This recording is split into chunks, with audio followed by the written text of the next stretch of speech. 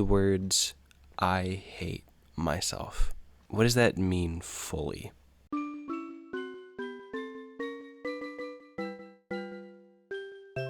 Do I hate perceiving myself when I take actions? Do I scrutinize them as an external judge? Do I hate the parts of myself that hold me back? Or do I hate the pure parts that I twist into insecurities? Everyone has self-hatred. Even that little benign character trait of yours that you dislike, that's hatred. You hate seeing it crop up, and you do your best to curb it, but it always comes back. And you know the craziest thing? It's not even a bad thing. It's just a quirk, a tone of voice, a type of humor. Fill in the blank and apply it to yourself. We all have it. And we justify self-critique because it's us. It's our flaw, so we can criticize it. But what if your self-hatred started to make you hate others? I was 16 in 2022 when I first got my new computer for my birthday. And Elden Ring. If you're about to comment 16 in 2022, maybe you hate yourself for being unk. Sorry. I had met some great new friends earlier that year, friends who are some of my closest I've ever had 4 years later. And they further bolstered my excitement to get a PC worthy of running Elden Ring.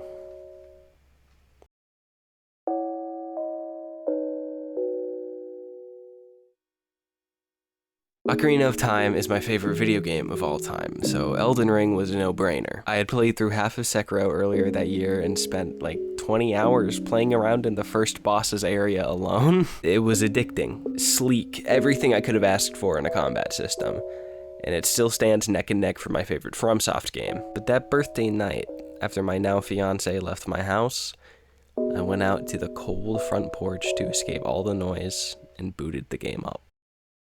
The opening title sequence was one of the most legendary moments I'll ever have with a video game. Not that I understood a lick of it at the time, just more so that I could tell from the get-go it was gonna be a formative experience for me. Even as the nostalgia nut I was at 16, thinking I had matured, I could tell that this was going to be another landmark in my childhood. Illustrations that pervaded and traversed my thought, leaving amber chemtrails on the canvas that was my eager imagination. Vague omens and secretive origins, it enchanted and enchants me still to think about. Only a handful of times have I been able to remember a game immersing me so much that I felt like I was 7 again. I was already invested in Elden Ring myself. This was something I seeked out on my own, but my new friends' existing excitement and my desire to become closer to them posited me as a new kid of sorts, or maybe I posited myself in this way. Someone who could learn from them when it came to something we were all excited about. It was the first place that we really got to bond, and we all played in different ways. I started late, admittedly. They began around launch, and I began in November. One was a completionist, obsessed with exploring every nook and cranny of the game before even attempting the final boss. All the lore, all the mechanics. He was a chronicler of sorts. One was similarly invested in the mechanics, but not to an obsessive extent. Only to the extent that he could continue thrilling himself. He was handily the most impressive in gameplay, despite often underdeveloping his knowledge of many aspects due to his shorter runtime. And he's probably gonna comment that, I'm wrong about that. Maybe. And I was your standard player, interested in a little bit of everything, just looking for another adventure to go on. I'm at a bit of a lack of words for how to describe my first experience. Breath of the Wild is the closest comparison I could make. Unbridled, I felt freer than I ever had. There's a way in which Elden Ring freed me from the worries I'm sure that I had in my external life and swept me off to Neverland. And I really mean it when I say Neverland. Video games were my Neverland. I didn't have a bad childhood, so they were never an escape from troubles. If anything, they were a fulfillment of the mind that I was born with. That creative spark that could never really be filled by mundanity, however you want to say that. They fulfilled my wildest dreams in a way that art was meant to.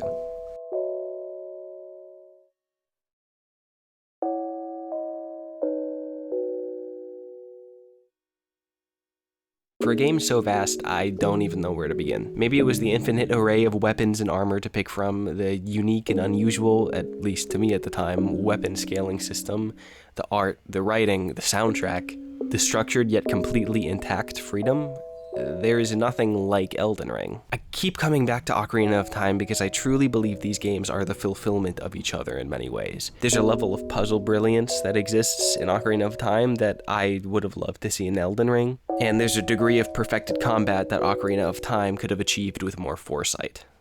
They balance each other out in these ways. Revolutionary adventure games that took their market by storm and cemented themselves as classics for all time. Elden Ring's embrace of dungeons, horseback traversal, dark fantasy tropes, and legendary atmosphere cemented as the Ocarina of Time that I needed in my teenage years. I spent hours upon hours staying up late to play it. Far too many, mind you, mind me. My mind was inextricably altered the moment I found Siofer River. Shofer, I don't care how to say it. Hidden beneath a humble chamber in the woods. The elevator just kept going and going and going. Elden Ring was especially important to me because of my religion. At this time, I had begun to question why I believed what I believed, and whether or not I truly understood the Christian texts like I thought I did. Every time that I would search the scriptures, I'd find rabbit trails to chase, philosophical quandaries to work out.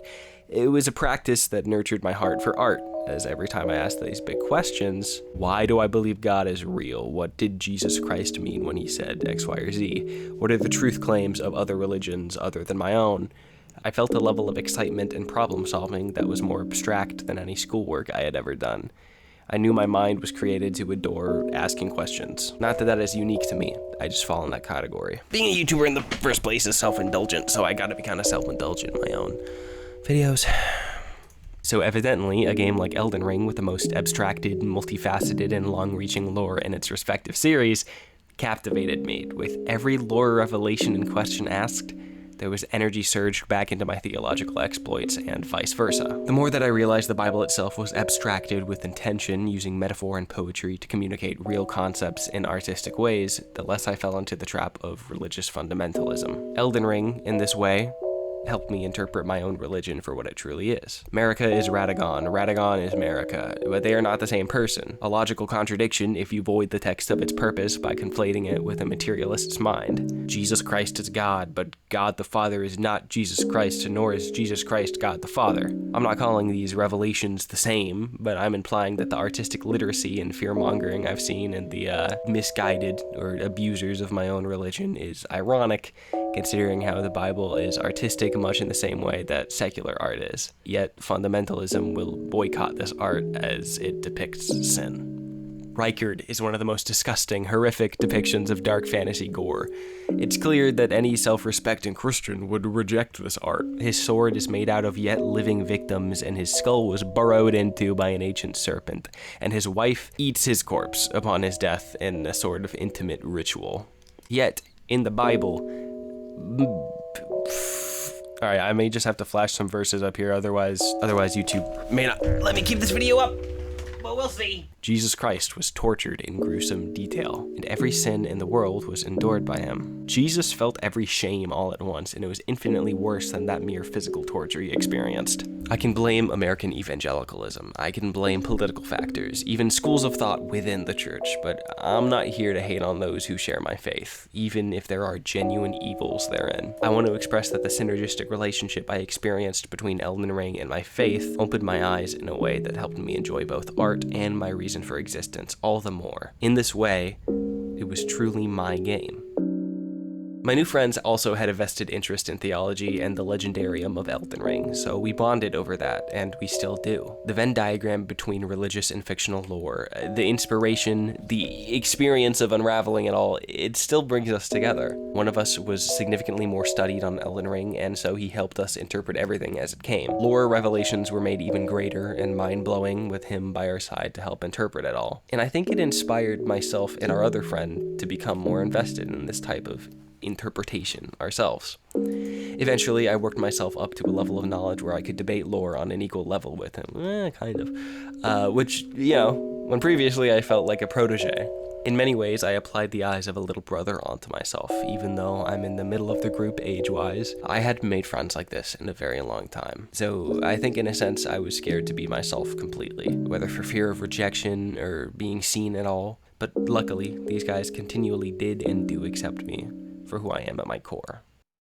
The capacity to interpret art lives within all of us, and the intimidation factor carried by broader, more subtextual narratives like Miyazaki's work is strong. But people underestimate their intelligence simply due to the social advertising of any given art piece's barrier to entry. I continued to learn that this wall between me and abstract interpretation was self-built and made of glass. I could interpret, I could make subtextual assessments, but the nervousness to express them kept me stunted, as did it with writing for many years. But having friends literate with the source material helped me realize that I, and everyone else, have the creative capacity and right to glean inspiration from categorically assessing art. When a game is special to you because it reminds you of a personal experience, you're making art. It's applying a lens of applicability that does not assert itself into the original text, but rather upholds the dignity of the art by displaying how well it can echo reality. In Elden Ring, I found identity. My community helped me learn how to form my own thoughts and opinions, not by telling me to draw them, but by showing me how they drew their own.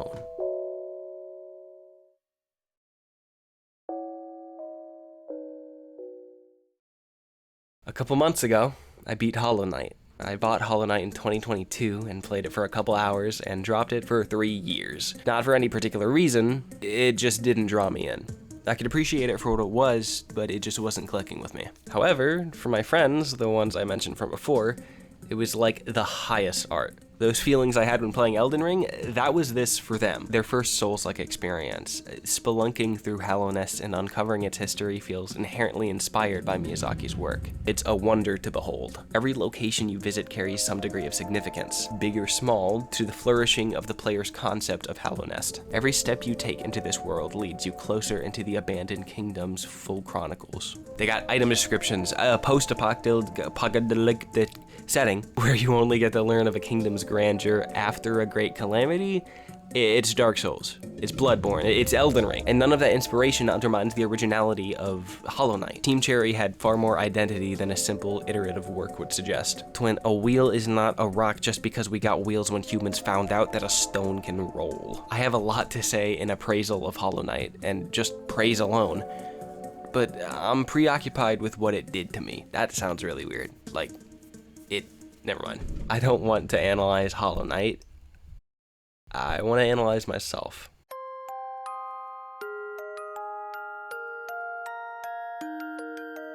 Why are we so obsessed with being the first to do something? Why does it matter that we liked something before it was cool, or that we gatekeep art that is precious to us? I know exactly how it feels to grasp and wear the aesthetic of something I love as a means to assign myself value. When I was a child, I think this is a common experience for a lot of us, I sought validation in the person I could become for others. I would make reference to, champion, or pretend to gatekeep movies, music, games, or videos that I perceived as socially cultured or intelligent. Did somebody say Led Zeppelin? I get that reference. I love that band.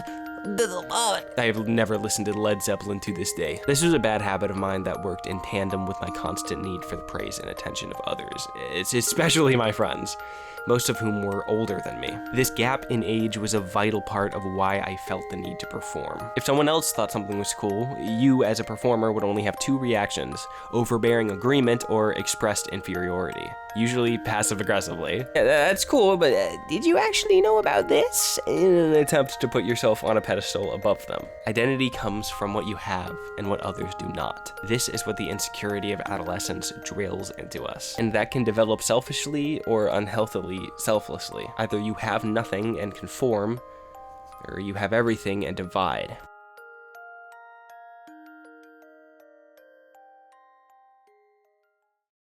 When I first played Elden Ring, it was mine. Sure, it was my friends too, but it was communal.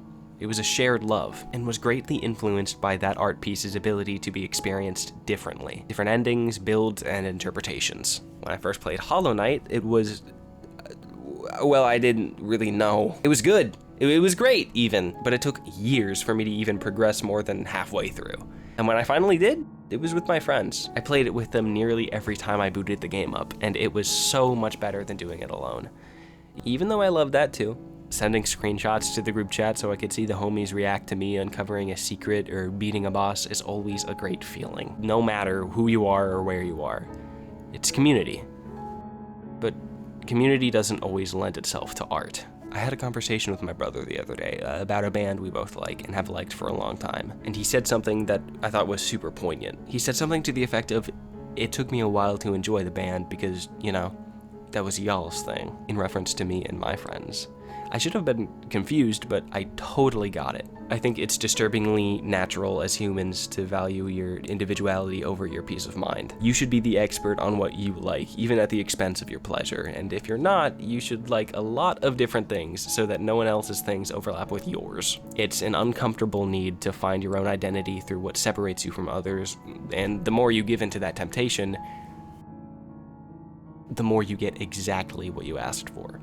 Separation from others. The closer I've grown with my friends that I mentioned earlier, the more I've learned about how and how not to enjoy art. We're all pretty individualistic people, and with our own quirks and niches that don't overlap, but at the same time, we're pretty much all the same dude at the end of the day, and that's what brings us together. Our similarities, not our differences, but our differences are what provide us flavor and opportunities for growth. What makes us alike, our common purpose, that's what fosters friendship at its core. Whether it's a family member or a coworker, you relate. You like the same thing. You think the same way. You're in the same situation. You dislike the same thing, no matter what it is.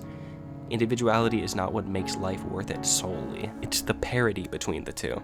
No one wants to be such a bandwagoner that they follow the grace of gold, carrying out America's will without a thought for themselves. But at the same time, no one wants to be so individualistic that they go hollow, inevitably meeting the same fate as the tarnished. Just instead of a lack of agency, they obsess over that agency so much that they lose any sense of their true self and become performative. I think this is why I found myself increasingly jaded with the state of media discourse in our generation. Everything either has to be radical or made into a bit. Yes, geese being for performative males is a funny bit. I love it. People devalidating something you just happen to like because of its stigma is not. Every single time I hear the word glaze, I genuinely feel phantom pain in the part of my brain dedicated to logical thought. There will always be discourse, and that much can't be changed. And when I look at how we as a generation talk about the art we love, I see a lot of people who hate themselves, myself included. Hating yourself is not just being annoyed by yourself. It's a type of self-harm that prevents you from living authentically. You are hating yourself by caring what others think about your interests, even though it's so hard not to. Because guess what? You're hating on others through your actions when you lead them to believe that they should be concerned with how their interest reflects on them socially. I'm not saying don't make fun of the homie for liking Sonic. That's bonding, and that's silly. I'm just honestly saying we need to be better. For some reason, when I think of Elden Ring, I don't feel any self-loathing. You get it. Because that game is as much mine as it is others. But when I think of Hollow Knight, I still have to dig a little to remember my own great personal experience with the game. Because my first thought is about the game that means so much to the people around me. And that makes me feel like lesser than, less individual, and less important for just thinking it's really good and not life-changing. Why is that? Because I love my friends. And if I hated them, I'd send that hate towards them by becoming a contrarian and lording it over them that I, the brave opinion holder, did not enjoy it as much as they do. At least in a non-ironic sense. Hate doesn't always just die. It travels in the opposite direction if you're not too careful. It's very easy to over-course correct. It can create tendencies that don't feel like you. Maybe you became more judgmental because you experienced someone judging you. Maybe you became more bitter because you can't stand someone else enjoying something more than you. Regardless, the solution is balance. There's a concept in Elden Ring that the entire universe is built off of. The pull between meanings, causality, that which links all things in a chain of relation, and the pull of meaning, regression, that all things yearn eternally to converge. Evangelion is a show that feels like mine. I have friends who love it, but the extent to which it profoundly affected me was so powerful that the pull between meanings has no effect on my ability to enjoy it. Shinji's journey of self-hatred and eventually self-love has helped me understand myself much more than I would have had I not experienced this piece of art. It helped me through getting my first job in a while, and it taught me just not to be so hard on myself. In the final episodes, as the show is stripped down into a meta-narrative, Shinji experiences instrumentality, an event in which all of human consciousness begins to, you guessed it, eternally converge. Shinji has many loved ones, his mother figure, Misato, his two friends, Asuka and Rei, and his silly little penguin, and as he experiences instrumentality, they all come to him as a guide through his own existence, offering him comfort and support. Shinji has not yet reached the fullness of convergence. He's just undergoing it, experiencing the deconstruction of his ego, and ultimately being brought towards the goal of having his internal conflicts solved through the blue paradise that is humanity becoming one, indistinct from one another, and therefore is unable to grapple with the struggles and inevitable discord of forging your own identity. Evangelion ends with Shinji finding himself. In a heartwarming message to the audience, one of the most impactful I've ever seen, Anno addresses the audience directly through Shinji. He tells them that they can have a future, where there is beauty, where they are not defined by what they like or what they don't, or more relevant to the narrative, what they do or what they don't, or what their vocation is, but simply by the fact that their life is worth living. And through authenticity, they can begin to create that life for themselves. But Misato was shot and killed. Asuka died in battle hours ago. Rei has lost herself and is ascending to a sort of godhood, and Shinji's father does not love him. Instrumentality is a sort of faux reality. Even though the canonicity of this last string of episodes is complex, one thing is for sure. The end of Evangelion, the film based on the show, was created to show what was happening in the real world, the non-ideal world, where the balance between individuality and similarity is so shifted towards the individual that all hell breaks loose. In reality, Shinji's experience with his friends throughout the show is defined by struggle and pain, because they all hate Shinji in their own way. Whether through criticism, hateful words, or jealousy, and Shinji hates himself too, because the world cannot get over itself. But Anno was right, and Miyazaki was right, and Team Cherry was right. Even though the world can't get over itself, all of these storytellers are right. Even if none of these works of art have material examples of how we thrive when we balance our nature, that fact serves to further emphasize how important it is we take that lesson into our real lives, because art should pull you in to send you out and spread its message. It should change you. Shinji says you are worthy of your own love. Hollow Knight says you aren't just a vessel for what others want. And Elden Ring says peace is in the balance between meanings. These are just individual themes of each piece of media, not their core theses. But I'm an essay writer, which means I'll make whatever the heck I want if to make sense for my thesis. As I write this, I feel my love for Hollow Knight deepening, as I remind myself that the only thing preventing me from loving it for myself was a construct of my own obsessive, compulsive musing. And that love is already tenfold for Evangelion and Elden Ring. Support each other more. Learn to love yourself. Take the steps that you can to see yourself as more than just a vessel for the things that you love. And slowly, they'll stop defining you. They'll simply become beautiful aspects of you. As the balance between what is yours and what is others begins to even, letting you comfortably pour into one another, unbothered by what is yours and what is theirs, as your focus shifts closer to shared meaning through individual experience, just like art was meant to do for us. Take care of yourself. Yeah, you can go to the Patreon if you want my wife and I to get ice cream on weekends.